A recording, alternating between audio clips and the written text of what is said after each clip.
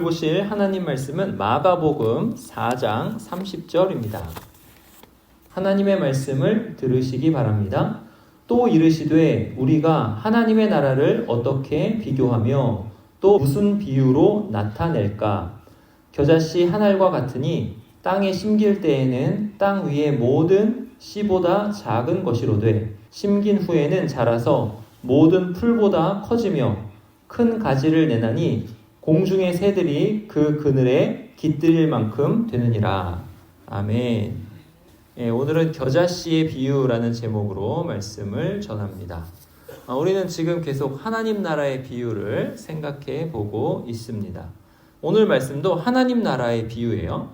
예수님께서는 지금 수많은 사람들에게 하나님 나라를 가르쳐 주시고 계시는 거예요. 그게 이제 앞에서 저희가 살펴본 거죠. 수많은 사람들이 왔어요. 그리고 예수님은 배 위에서 그 사람들을 대상으로 설교를 하시는 거예요. 근데 그 설교의 주제가 뭐냐? 하나님 나라인 거예요. 예수님께서 뭐라 하시냐면 또 이르시되 우리가 하나님의 나라를 어떻게 비교하며 또 무슨 비유로 나타낼까? 이렇게 말씀하신다는 거죠. 하나님 나라를 가르쳐 주시고 싶으신 거예요. 근데 비교하고 비유를 사용하셔가지고 가르쳐 주시려고 하는 거죠. 예수님의 마음이 느껴지시나요? 예수님은 지금 적극적으로 여러분에게 그리고 그때 당시에 사람들에게 하나님의 나라를 가르쳐 주시기를 원하신다라는 거예요. 여러분, 하나님의 나라 지금 눈에 보입니까? 하나님의 나라 어디 있어요? 안 보여요. 이 땅 어디에 하나님 나라가 있는가? 그러면 안 보인단 말이죠. 많은 기독교인들이 헷갈려 하는 것 중에 지금 이스라엘을 하나님 나라라고 착각하는 거예요. 또는 미국이 기독교 국가니까 하나님 나라가 아니냐 이렇게 생각하는 사람도 있습니다. 여러분 그런가요? 자, 한번 생각해 보세요. 이스라엘과 미국 다 하나님 나라가 아닌 거예요. 그 나라들은 하나님 나라가 아니에요. 그 나라들을 가리켜서 세속국가라고 합니다. 그 말은 무슨 뜻이냐면 사람이 만든 국가다 이런 뜻이에요. 그러니까 미국이나 이스라엘은 하나님의 나라가 아니고 사람이 만든 나라다 이것입니다. 근데 이게 헷갈리는 이유가 있어요. 뭐냐면 구약 성경에 이스라엘이 나오잖아요. 구약의 이스라엘. 그럼 구약의 이스라엘은 뭐예요? 이건 좀 헷갈리죠. 구약의 이스라엘. 근데 구약의 이스라엘이 하나님 나라 맞아요. 희한하죠? 자, 우리 마태복음 21장 가볼까요? 마태복음 21장 43절. 우리 지금 하나님 나라를 배우고 있어요. 마태복음 21장 43절. 여러분 이 말씀을 잘 배우면은 성경을 보는 눈이 이렇게 조금씩 생기기 시작할 겁니다. 마태복음 21장 43절. 그러므로 찾았습니까? 네, 한번 읽어봅시다. 시작. 그러므로 내가 너희에게 이르노니 하나님의 나라를 너희는 빼앗기고 그 나라에 열매 맺는 백성이 받으리라. 여기서 너희는 예수님의 말씀을 듣는 이스라엘 사람들이에요. 유대인들. 너희는 하나님의 나라를 빼앗기고 그 나라에 열매 맺는 백성이 받으리라 하시는 거예요. 근데 이 말씀이 어떤 맥락에서 나오냐면 33절 보세요. 33절. 우리 같이 읽어볼까요? 시작. 다른 한 비유를 들으라. 한 집주인이 포도원을 만들어 산 울타리로 두르고 거기에 즙자는 틀을 만들고 망대를 짓고 농부들에게 새로 주고 타국에 갔더니 포도원의 비유를 말씀하시고 나서 나오는 말씀이에요. 어떤 주인이 농부들에게 포도원을 잘 만들어가지고 맡겼어요. 그리고 멀리 타국으로 떠났어요. 포도 열매를 거둘 때쯤에 그 주인이 종을 보냈어요. 그 포도원에. 농부들에게. 왜 보냈겠어요? 열매가 있으면 좀 줘라 이거죠. 그랬더니 그 농부들이 주인이 보낸 종들을 잡아서 때리고 죽이고 돌로 쳤어요. 그래서 이제 살아남은 종들이 가서 이제 고했겠죠. 그러니까 주인이 다른 종들을 보냈어요. 좀 더 많이 보냈어요. 그랬더니 그들도 잡아서 때리고 죽이고 돌로 쳤어요. 막 나가자는 거죠. 그래서 이 주인이 나중에는 아들을 보냈어요. 아들을 보내면서는 이 농부들이 내 아들은 존경할 거야, 이렇게 생각했어요. 아들을 보냈더니 이 농부들이 어떻게 했을 것 같아요? 저기 저 아들 상속자 아니야?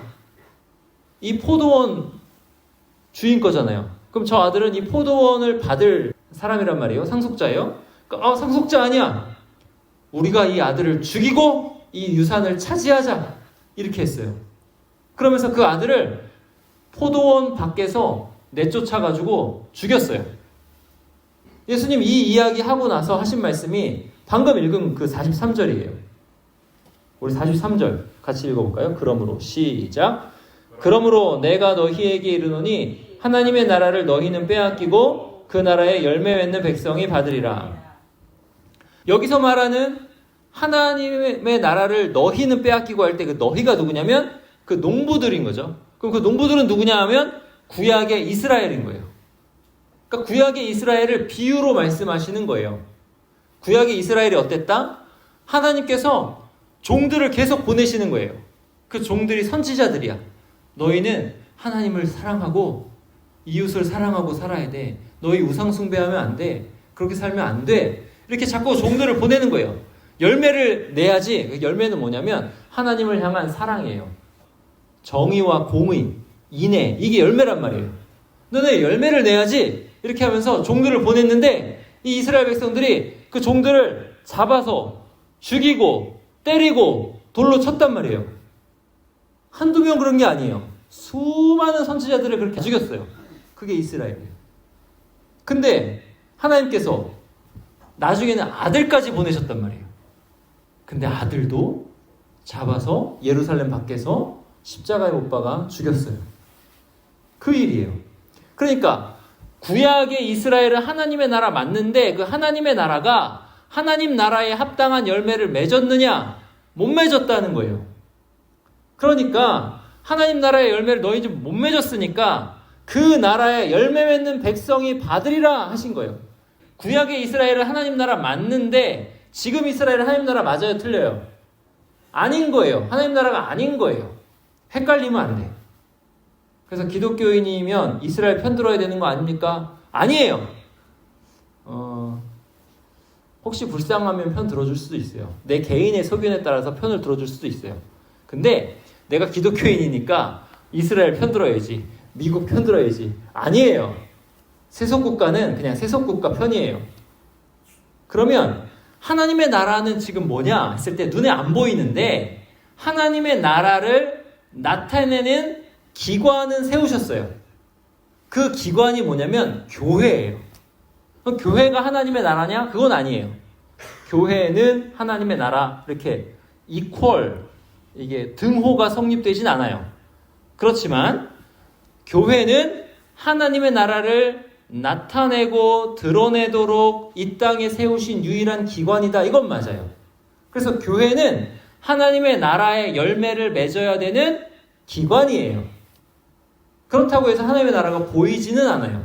좀 어렵죠? 근데 하여튼 교회는 하나님의 나라를 나타내는 기관이다. 이거예요. 이스라엘도 아니고 미국도 아니고 뭐가? 교회가 지금은 하나님의 나라를 나타내는 기관입니다. 그런데 이 교회라는 운동, 기독교라는 운동이 어떻게 시작됐죠? 오늘 본문에 보면 겨자씨 한 알이 나옵니다. 예수님께서는 겨자씨를 가리켜서 뭐라고 하세요? 다시 읽어볼까요? 31절 시작. 겨자씨 한 알과 같으니 땅에 심길 때에는 땅 위의 모든 씨보다 작은 것이로되 땅 위에 있는 모든 씨보다 작다고 해요. 여러분 겨자씨 봤어요? 겨자씨를 여기 손가락에 여기 한번 보세요. 여기 손가락에 올려놓잖아요. 그러면 진짜 조그매요. 여기 이렇게 딱 올라가는데 정말 작거든요. 쌀이 겨자씨보다 수십 배는 커요. 정말 작아요, 겨자씨. 이 겨자씨가 모든 씨보다 작다. 그러니까 쌀이나 밀이나 보리나 뭐 이런 것보다 훨씬 작은 거예요. 겨자씨가. 작은 것이로되 심겨요. 자, 심기면 어떻게 해요? 32절 읽어볼까요? 32절 시작. 심긴 후에는 자라서 모든 풀보다 커지며 큰 가지를 내나니 공중의 새들이 그 그늘에 깃들일 만큼 되느니라. 심긴 후에는 모든 풀보다 커진대요. 풀이다 그래요. 그러니까 이제 겨자가 나무다 이렇게 오해하는 사람이 있는데 겨자는 풀이에요. 풀. 1년생 풀입니다. 근데 이 겨자는 작게 자라면 1m 정도 자라고요. 크게 자라면 3m까지 자라요. 제 키가 2m 조금 안 되는데 저보다 1m가 좀 더 자라는 거예요. 사람 키보다 크게 자라는 거예요. 그리고 이 겨자 풀이 나중에 마르면 딱딱해지거든요. 딱딱해지면 새들이 거기 앉을 수가 있어요. 그러니까 다른 모든 풀보다 벼가 많이 자라봤자 이 정도잖아요. 보리도 많이 자라봤자 이 정도죠. 뭐 갈대나 뭐 이런 거는 이만큼 자랄 수 있겠지만 그것보다 벼나 보리 그냥 흔히 볼 수 있는 풀, 뭐 들풀은 한 되게 조그맣게 자라겠죠. 모든 풀보다 훨씬 커지는 거예요. 씨는 어떻다? 씨는 되게 작은데. 이게 겨자씨예요. 근데 그게 하나님 나라라는 거예요. 하나님 나라를 비유했더니 겨자씨 같다. 겨자씨는 진짜 작은데 땅에 심기어서 자라니까 모든 풀보다 크다 이거예요. 여러분 기독교를 한번 생각해 보세요. 하나님 나라를 증시하는 기관이 교회라고 했어요. 그러면 기독교를 한번 생각해 보세요. 예수님 당시에 예수님을 얼마나 많은 사람들이 알고 있었을까요? 예수님 이 땅에 계셨을 때, 오셨을 때. 여러분 이스라엘 땅이 우리나라 강원도만 해요. 작죠? 우리 세계관 가운데는 이 좁은 땅덩이라는 세계관이 있어요. 그거는 일본이 식민 정책을 하면서 우리에게 심어놓은 세계관 중에 하나예요. 좁은 땅덩이. 근데 우리나라 좁지 않아요. 우리나라 이렇게 떼가지고 다른 나라들이랑 이렇게 대보잖아요. 나름 되게 커요. 그리고 여러분 서울에서 조금만 나가도 굉장히 한적해요. 모여 살아서 좁게 느껴지는 거지 되게 커요. 이 나라 진짜 커요. 이스라엘이 우리나라 강원도만 하다니까요. 진짜 조그매요. 이스라엘. 그 강원도만한 땅덩이에 예수님이 오셔가지고 30년 좀 넘게 사셨을 때 그 강원도 땅덩이만한 그 나라 사람들이 예수님을 알았던 거예요. 얼마나 작아요. 얼마나 작아요. 그랬는데 예수님께서 십자가에 달려 죽으시고 부활하시고 승천하신 다음에 30년도 안 돼서 기독교가 로마 전체에 쫙 퍼졌어요. 여러분 지도 딱 보면 로마가 지중해를 다 감싸고 있어요. 그죠? 당시의 전 세계가 바로 로마인 거예요. 당시의 세계관의 전 세계.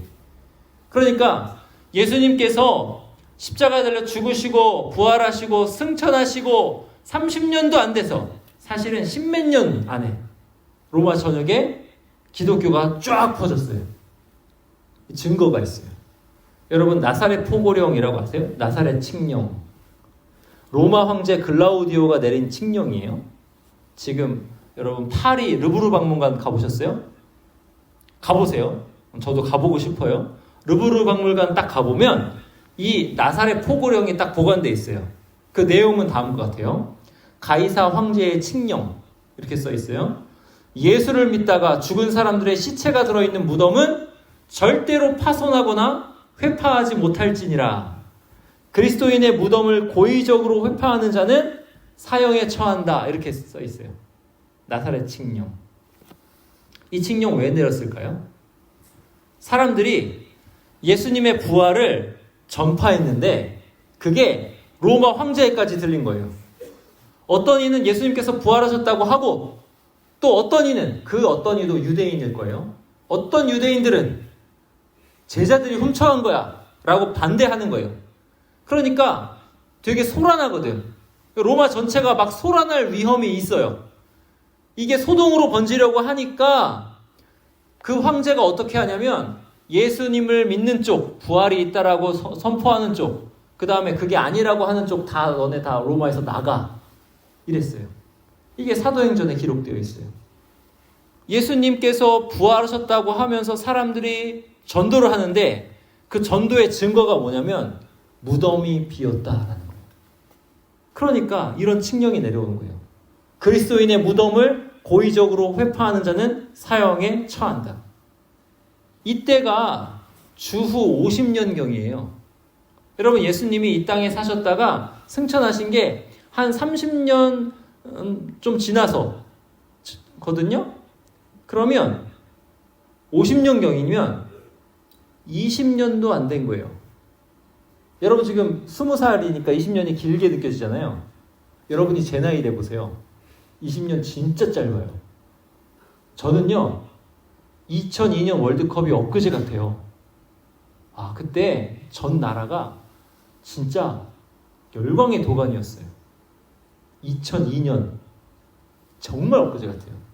그때 제가 운전을 하고 다닐 때 빵빵빵빵빵 하면 모든 거리에서 대한민국 그랬어요.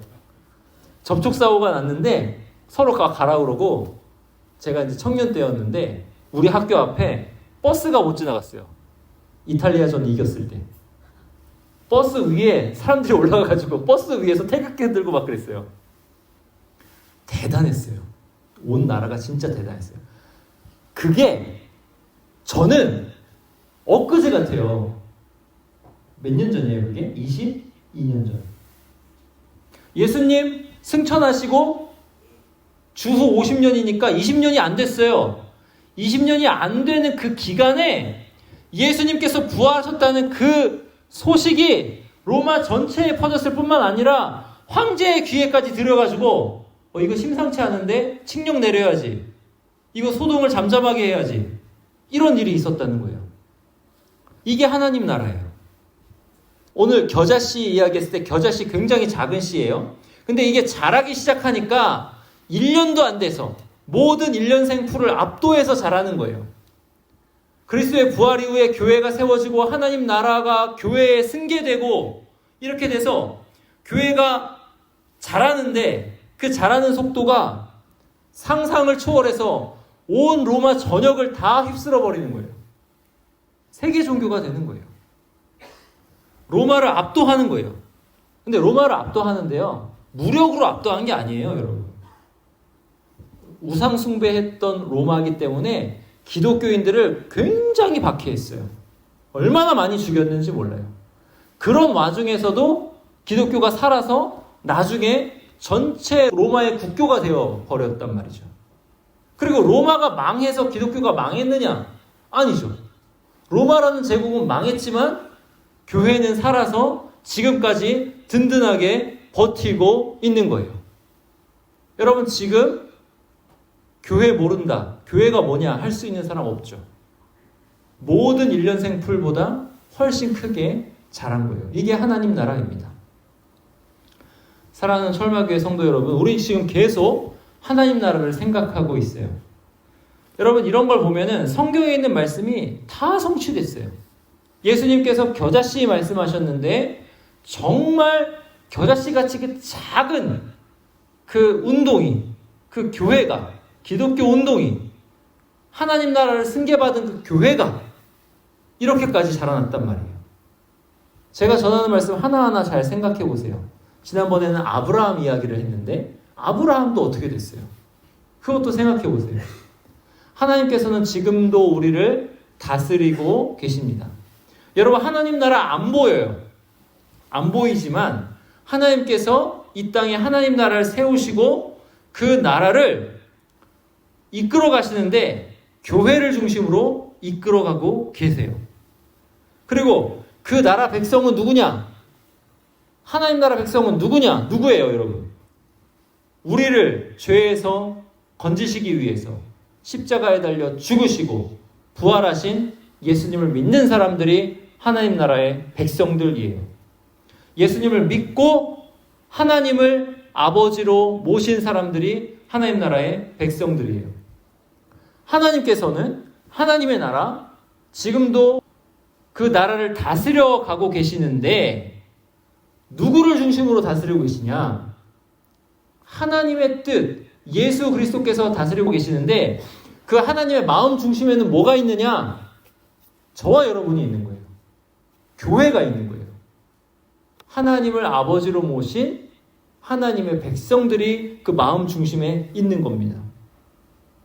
그러니까 누구든지 예수님을 믿는 사람은 하나님 나라의 백성으로서 하나님 나라를 구성하는 거예요.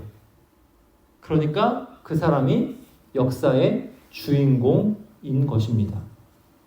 그러니까 여러분이 예수님을 믿으면 예수 믿는 그가 역사의 주인공이에요. 하나님께서 그 역사를 어떻게 진행하시냐?